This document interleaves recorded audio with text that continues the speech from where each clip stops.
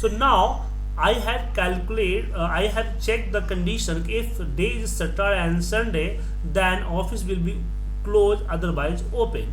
So we have the multiple conditions, but all condition is not required.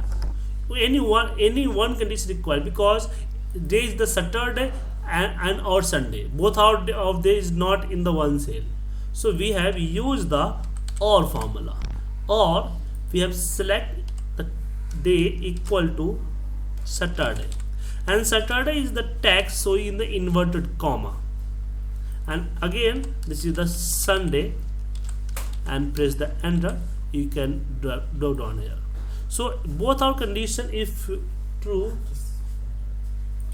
so yeah, there is the okay, otherwise false. So now we have apply here if condition to on result, just like open and close. So if Saturday and Sunday, then office close, otherwise